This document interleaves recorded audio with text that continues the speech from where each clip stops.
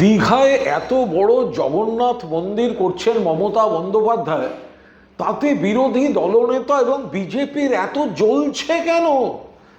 একে জগন্নাথ দেবের মন্দির, আরাধনা হবে, পুজো হবে, অন্যদিকে পর্যটন কেন্দ্রের বিকাশ, সারা বাংলায় একটা হৈ হৈ রব, এবং দূর দূরান্তের অন্য রাজ্যে থাকা বা অন্য দেশে থাকা যারা বাঙালি তাদের একটা কৌতূহলের কেন্দ্র হচ্ছে এই দীঘার জগন্নাথ দেবের মন্দির। কি অপূর্ব তার স্থাপত্য, একদিকে সমুদ্র একদিকে মন্দির। তো তাই নিয়ে শুভেন্দুবাবু বলছেন বয়কট, যাব না, একটা কিরকম হিংস্র হিংস্র ভাব দেখাচ্ছেন। কেন? মুখে বলবেন হিন্দু, আবার জগন্নাথ দেবের মন্দির হলে আপনাদের জ্বলবে। জ্বলন কিসের? যখন এই মন্দিরের পরিকল্পনা প্রথম করেন মমতা বন্দ্যোপাধ্যায়, তখন তো আপনারা তৃণমূলেই ছিলেন, তখন তো প্রশংসা করছিলেন। বিজেপিতে চলে গিয়ে এখন এই জ্বলনটা কেন?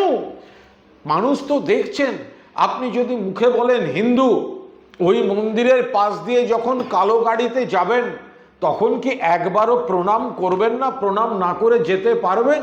তো তাহলে এখন রাজনৈতিক হতাশা থেকে রাজনৈতিক বিরোধিতা করছেন কেন? কারণ আপনারা ধর্মটাকে নিয়ে রাজনীতি করেন। সিপিএম নাম করেছে সব ব্রিগেড, ওই ব্রিগেডে তো ওদের রাজ্য সম্পাদক মোহাম্মদ সেলিম থেকে সর্বশক্তিতে ব্রিগেড করেছে। সব বড় নেতা, সব মাঝারি নেতা, সব কচি নেতা সবাই মিলে ব্রিগেড করেছে। তাতেও তো ওই ব্রিগেড জমেনি। ওই ব্রিগেড জমেনি, দিশাহারা বক্তৃতা। জমায়েত, ওটা কোনো জমায়েত? ওটা কোনো সভা? এখন কত মমতা বন্দ্যোপাধ্যায় যখন জেলায় জেলায় সভা করেন এর থেকে বড় হয়। অভিষেক বন্দ্যোপাধ্যায়ের নবজোয়ারে যে কোনো জেলায় এগুলো দ্বিগুণ সভা হয়েছে।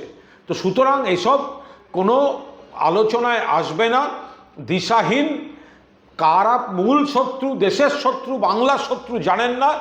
মুখে বলতে হবে বিজেপির বিরুদ্ধে, আবার বাংলায় বিজেপিকে সুবিধা পাইয়ে দিতে হবে।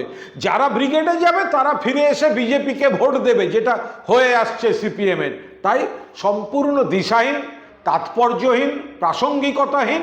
সিপিএম আগে বিজেপিতে চলে যাওয়া ভোটগুলো ফিরিয়ে আনুক। বাংলা খবর, আপনার রাজনীতি, আপনার আওয়াজ।